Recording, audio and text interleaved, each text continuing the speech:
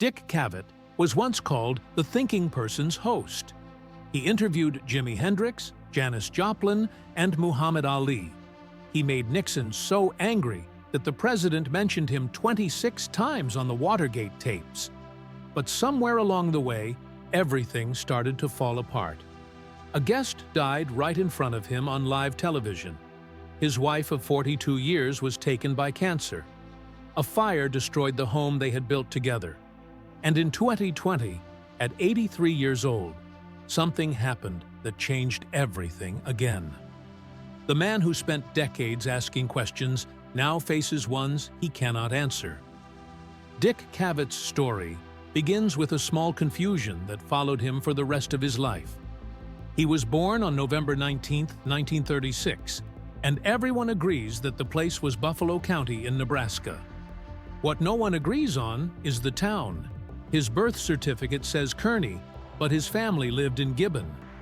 That mix-up happened because Gibbon didn't have a hospital, so his mother was taken to Kearney to deliver him. It sounds simple, yet even today, biographies argue about it. Some say Gibbon, some say Kearney. Cavett himself changed his answer depending on who asked, which only made things more mysterious. And that small detail, the kind that most people never think about again, turned into one of the most debated pieces of his early life. His childhood kept moving just like that shifting birth story. His parents, Arabelle Richards and Alva Cavett, were school teachers who went wherever jobs opened up. First Comstock, then Gibbon, then Grand Island. Every new school year felt like a new town. When Dick was still very young, the family settled in Grand Island long enough for him to start kindergarten at Wasmer Elementary. 3 years later, both parents found better teaching positions in Lincoln, so the family packed again. There he spent the rest of his school years going through Capital, Prescott, and Irving before reaching Lincoln High. Those constant moves shaped him. They made him flexible. They made him curious. They taught him how to read a room, something he later did effortlessly as an interviewer. But everything changed in 1946. Dick was only 10 when his mother died of cancer at 36.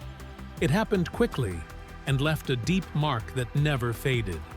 Her absence settled over him during the years he needed her most, and it changed the way he listened to people. He grew sensitive to sadness and stories of loss because he felt those things so early. Many years later, when guests opened up on his show, they sensed that he understood what it meant to hurt. That connection came from this early tragedy, a wound that shaped the calm seriousness beneath his humor. Life kept shifting after that. His father, Alva, remarried Dorcas Dayland in the late 1940s, another teacher from Lincoln. Together, they became respected figures in local education, known by generations of students. Their impact was so great that on September 24, 1995, a new elementary school was named the Dorcas C. and Alva B. Cavett Elementary School. Former students and city leaders filled the dedication ceremony, remembering how those two teachers had quietly shaped the city's children for decades. For Dick, that moment became a tribute to the home he grew up in, a home filled with books, lessons, and the belief that learning mattered. Through all this, something unexpected was happening. Dick Cavett, small in size but strong in focus, was becoming an athlete. Guided by his father, who figured his son was too light for football or basketball, he tried gymnastics. He took to it quickly. By the early 1950s, he became Nebraska's state gymnastics champion, specializing in the pommel horse. It was a demanding event that required balance and control, two things he practiced every day. In 1954, he won the state title. That victory pushed him forward in ways he didn't fully understand yet, giving him a confidence he would carry into television. School was another arena where he thrived. He attended Lincoln High School, graduating in 1954, with a reputation that went far beyond athletics. His IQ was said to be the highest ever recorded in the Lincoln public school system. Teachers noticed his curiosity. Classmates noticed his charm. He became student council president and even directed a live Saturday morning radio show sponsored by the Junior League. He crossed paths with classmates like Sandy Dennis, who would later become a celebrated actress. His achievements echoed what his parents had taught him, and those lessons carried him toward something bigger. While people saw the athlete and the bright student, something else was growing quietly. Dick Cavett had a secret love for magic. As a kid, he practiced illusions for friends and slowly turned it into a small career. By his teen years, he was earning $35 a night performing magic shows. Local magician Jean Gloy guided him, helping him polish every detail. In 1952, when Cavett was 15, he attended the International Brotherhood of Magicians convention in St. Louis and won the Best New Performer trophy. His magic act included card tricks and colorful scarves. These early performances taught him how to stand in front of people and make them lean in. One day at a magic event in Lincoln, he even met Johnny Carson, who was 11 years older. Neither knew then how deeply their lives would cross in television history. All that discipline mixed with mischief, and somewhere along the way, Cavett joined friends in whitewashing the William Jennings Bryan statue at the Nebraska State Capitol. He was about 16 when it happened. The prank caused a stir because the statue honored one of the most important political figures in Nebraska's history. Cavett later admitted it with a grin, calling it teenage foolishness. But the prank revealed another part of him, a playful defiance that later showed up in the sharp humor of his interviews. Even before he left high school, entertainment had him hooked. He directed a radio show by 8th grade. He acted in school plays. He performed magic at small events, student council, theater, gymnastics, comedy, magic, radio. Everything pointed him toward a life in front of people. He didn't know it yet, but he was carving the path that would lead him to television. In 1954, he took his next step. He enrolled at Yale, leaving Nebraska with a scholarship and a train ticket. His parents earned modest salaries as teachers, so the idea of their son heading to an Ivy League school felt almost unreal. Cavett boarded a midnight train out of Lincoln, traveled through Chicago, and finally reached New York. When he asked nervously what he would do if the work was too hard, his parents reassured him, and he soon proved he belonged. He made the dean's list in his freshman year. Yale was filled with wealthy students who asked questions like, "Where did you prep?" Cavett simply replied, "I didn't prep, I hide." He kept studying, kept absorbing knowledge, and found a new world that blended intellect with opportunity. But during that same freshman year, something darker entered his life. Around age 18, he felt his first bout of depression. It began mildly, but grew heavier until getting out of bed felt impossible. He thought about returning home. He felt empty, disconnected, overwhelmed. Later, he described it as feeling like a sick dog begging to be left alone. It grew so severe that he was hospitalized under an assumed name. He even had moments where he considered ending his life. That first episode marked the beginning of a lifelong struggle, one he kept mostly private for decades. It showed that even a brilliant, confident young man could face deep inner battles. Still, he pushed forward. At Yale, he immersed himself in drama and comedy. He performed on the campus radio station WIBC and threw himself into school productions. In his senior year, he switched majors from English to drama and graduated in 1958. He appeared in plays like The Crucible, performing with intensity that impressed his peers. He directed shows. He studied scripts. He watched actors closely. These experiences taught him story, rhythm, and timing. Alongside the theater world, he was shaping a different skill. He dove into Yale's comedy scene, developing a sharp, intellectual humor that felt different from most comedians. He was influenced by the professors around him, especially the philosopher Paul Weiss, who pushed students to think deeply and speak with clarity. Cavett carried that style into every interview he ever hosted. He asked questions others never thought to ask. He mixed insight with charm, seriousness with wit. Dick Cavett's way into show business never looked smooth at first. In the early 1960s, he was just a copy boy at Time magazine, running errands and earning barely enough to keep a small Manhattan room, yet the job gave him something he needed. It placed him close to the world he wanted, and it left him enough quiet moments to work on jokes after hours. One day, while flipping through the magazine, he saw a piece about Jack Paar struggling with monologue material for The Tonight Show. That line stayed with him. It kept circling in his head until he finally gave in and wrote a batch of jokes, slipped them into a time envelope, and walked straight into the RCA building pretending he belonged there. As he stepped inside the hallway, he suddenly found Paar standing right in front of him. Cavett gathered every bit of nerve he had and held out the envelope. Paar glanced at it and said, "All right, kid," in a tired voice, then kept walking. Cavett sat in the audience that night, wondering if anything would come of it, and slowly he began to realize Paar was actually using his jokes. Each line felt like a spark lighting something inside him, and from that night on, his life started leaning in a new direction. That bold choice became the moment he always looked back on. He remembered how nervous he felt, sliding the envelope into Parr's hand, and how the whole thing seemed too lucky to be real when the jokes finally reached the stage.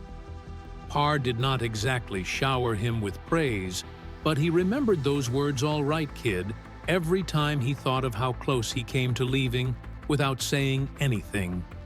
Those jokes earned him a place on Parr's show as a writer in 1960. Suddenly, he was writing 5 days a week, shaping monologue material for the most watched part of the show. He learned how fast live television moved and how quickly a joke could die if it came in even a second late. The pace hardened him, and he met people who opened more doors for him. By the time Parr left in 1962, Cavett was no longer an outsider. He had already proven he could keep up. As Johnny Carson stepped in to take over The Tonight Show in 1962, Cavett followed and became one of the original head writers. His job shifted from simply writing jokes to guiding other writers, making sure every line fit Carson's voice and timing. Carson's style forced Cavett to think sharper and faster. He had to adjust to a new rhythm and write humor that could land with a national audience. He stayed with Carson until 1964 and walked away carrying lessons he used for the rest of his career. Those years gave him credibility, and credibility in television moved mountains that talent alone could not.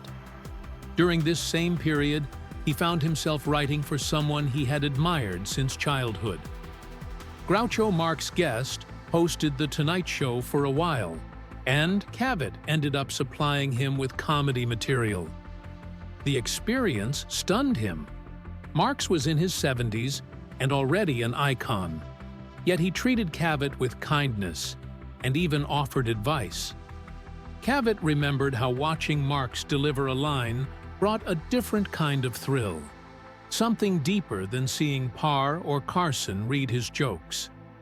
Their friendship grew over the years, and in 1972, Cavett introduced Marx at Carnegie Hall, giving the legend a stage filled with a new generation. Working with Marx taught Cavett how interviews breathe, and how timing in comedy can stretch or shrink a moment. He carried that lesson into every conversation he ever had on television. His life outside the studio moved forward too. On June 4, 1964, he married Carrie Nye, an actress he had met at Yale. She had a sharp wit and a stage presence that reminded people of Tallulah Bankhead, and Cavett admired her discipline. Their marriage lasted more than 40 years until her death in 2006. Cavett spoke often about how she chose her roles carefully and how steady she seemed in a world that never stopped moving. They never had children, but their partnership stayed strong, built on respect and quiet support.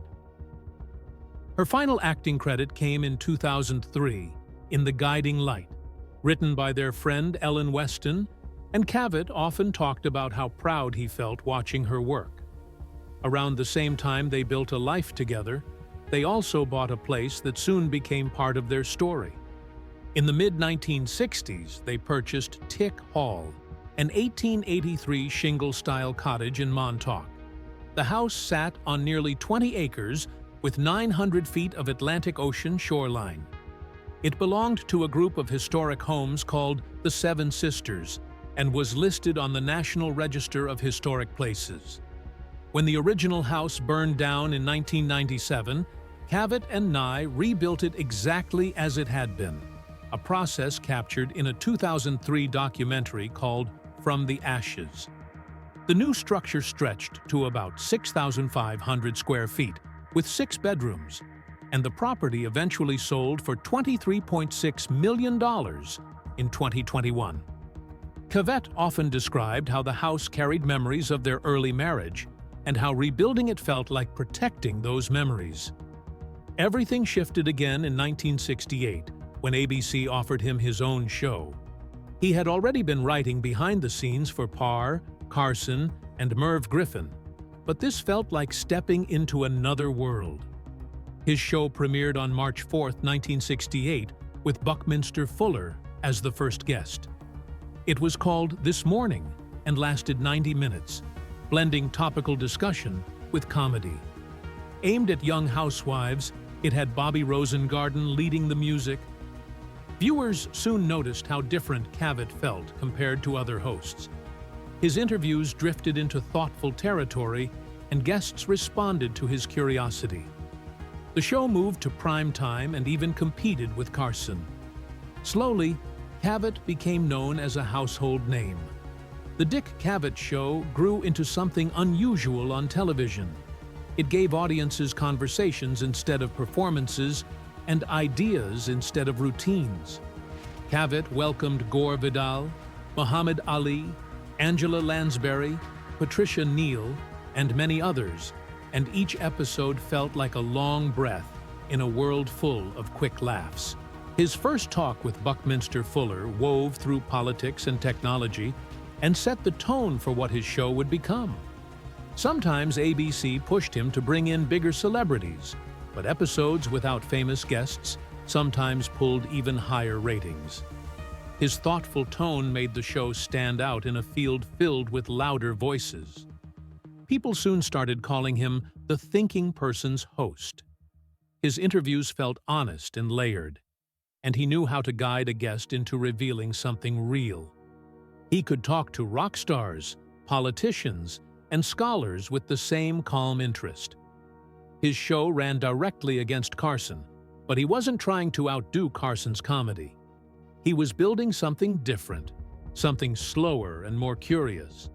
That difference helped him carve out a lasting place in television. Then came one of the strangest moments television had ever seen.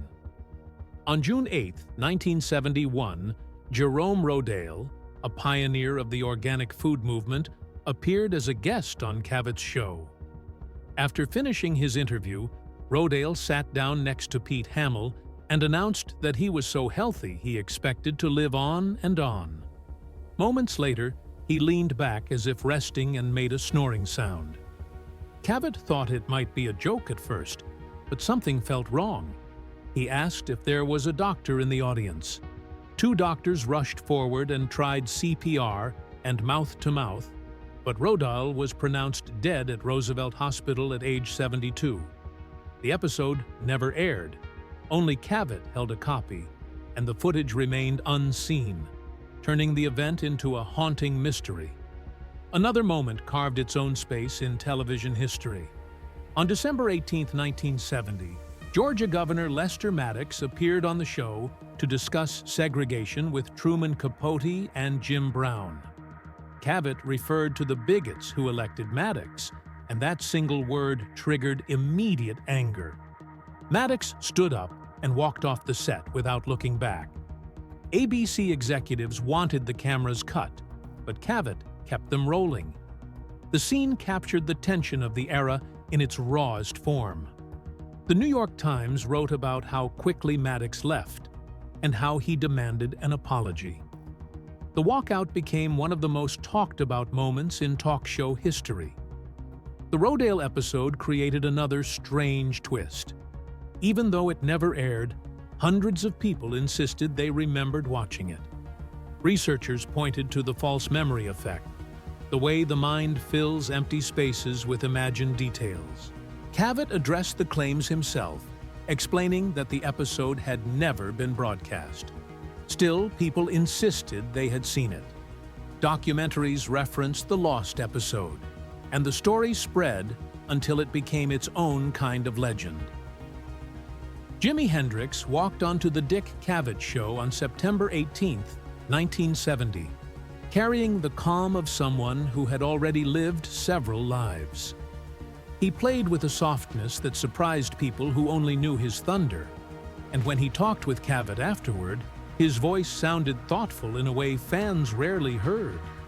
He spoke about Woodstock and how people still asked him about that moment, and he tried to explain how heavy it felt to stand there while the world watched. He admitted that the constant touring drained him more than anyone could imagine, and that being labeled a guitar legend sometimes felt like a weight instead of a crown. Cavett listened with quiet respect, and the conversation floated gently across the room. No one in that studio knew they were watching one of his final public moments. The episode aired only days before his death on September 25, 1970, when he was just 27. People later said his calm that day made the interview haunting, as if he had been speaking from a place between brilliance and breaking. Janis Joplin had her final interview on the same show a little earlier, on August 3, 1970, and she brought a different kind of energy.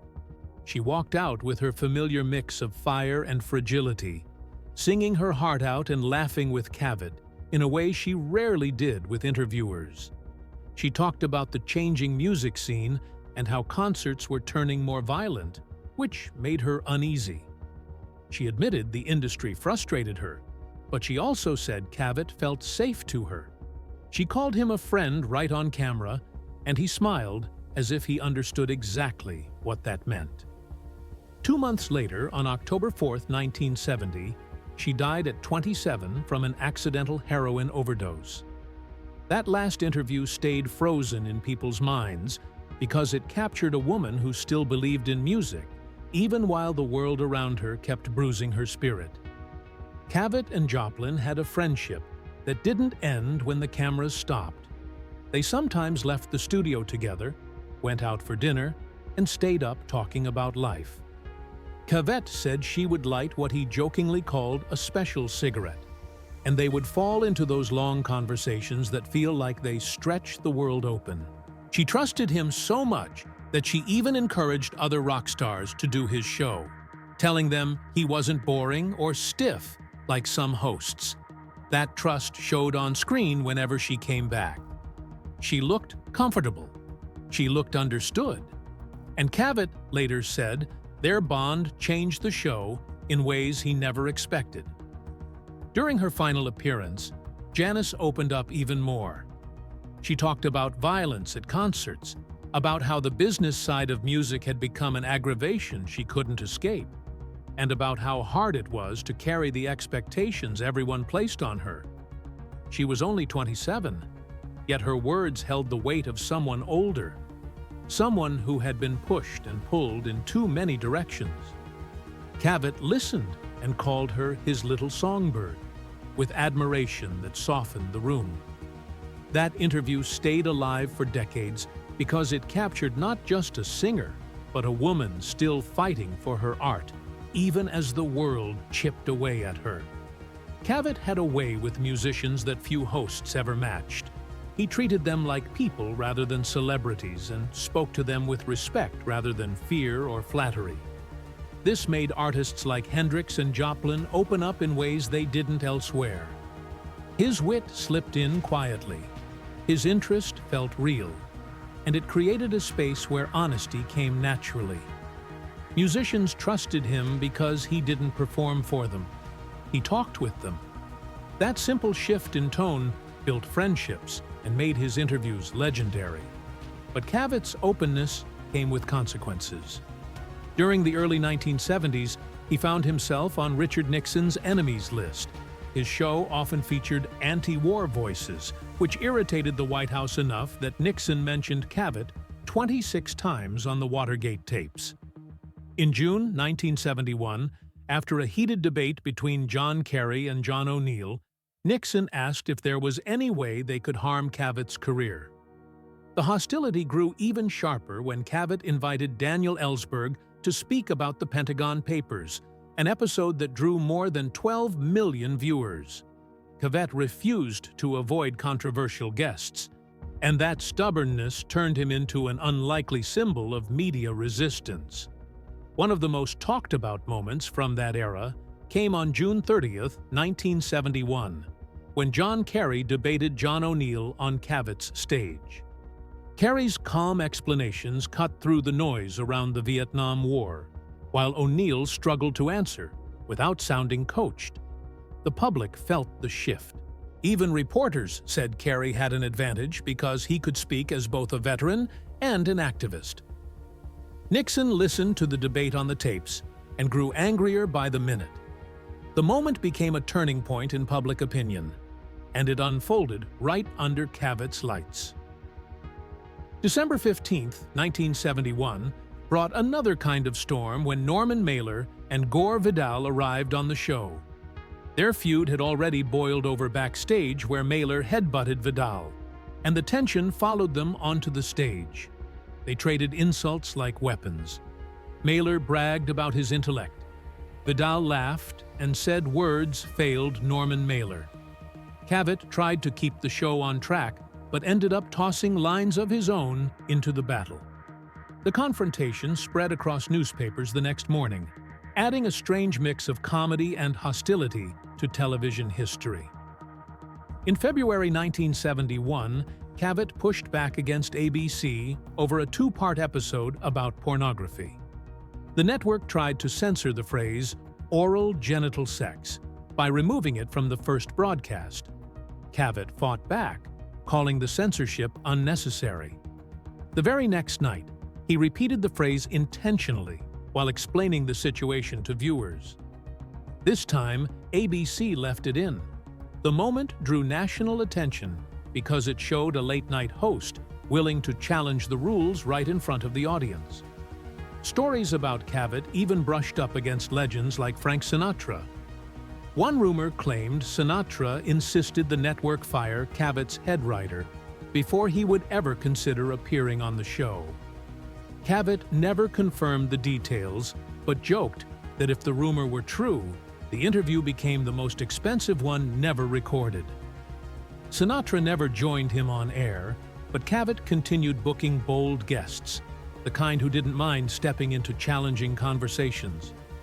By the mid-1970s, Cavett's career began to fade. ABC canceled his show in 1975, and though he moved through PBS, USA Network, and CNBC, he never reached the same cultural peak.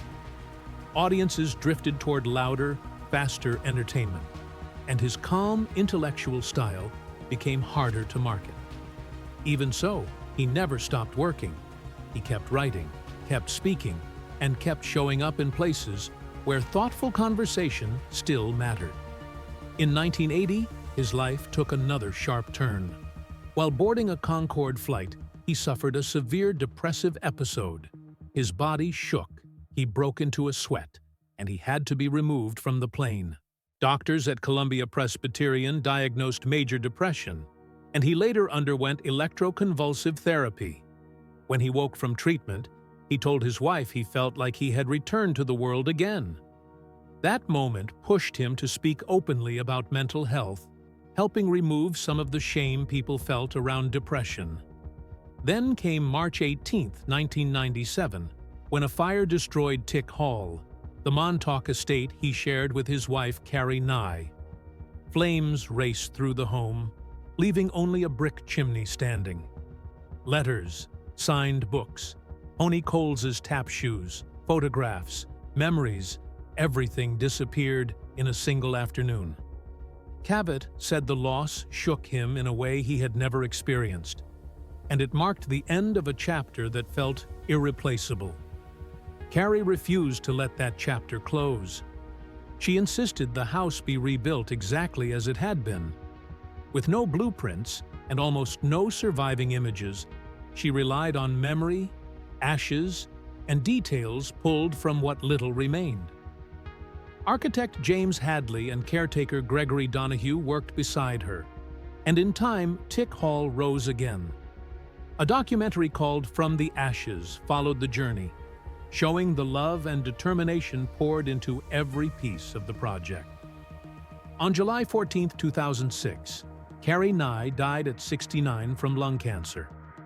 Cavett said her long history of smoking had finally caught up with her, even though she had tried to quit many times. Her death ended a 42-year marriage filled with wit, creativity, and deep companionship. He carried the weight of that loss quietly, and it shaped the years that followed. In 2010, he married author Martha Rogers in New Orleans. The marriage brought steadiness back into his life. He became stepfather to her 2 children, and they settled into a quieter rhythm in Connecticut. He found new purpose in writing and conversation, keeping his mind moving even as age began to change his pace. In 2020, Cavett had a stroke at 83. It stole some of his mobility and pushed him toward a walker or cane. He joked later that he didn't feel permanently wounded, even though the experience left a mark on his life. He stayed sharp, maybe sharper than people expected, and he kept speaking about resilience with the same dry humor that defined his career. In 2021, he sold Tick Hall for $23.6 million. The original asking price had been $62 million, but after 6 years on the market, he accepted the offer. It was more than just a sale. It was a farewell. The house had held both joy and heartbreak, and letting it go meant closing another long chapter. Celebrities had walked through its rooms, ocean winds had shaped its walls, and memories had clung to every corner. Now, it belonged to someone else, leaving Cavett to carry only what the years had carved into him.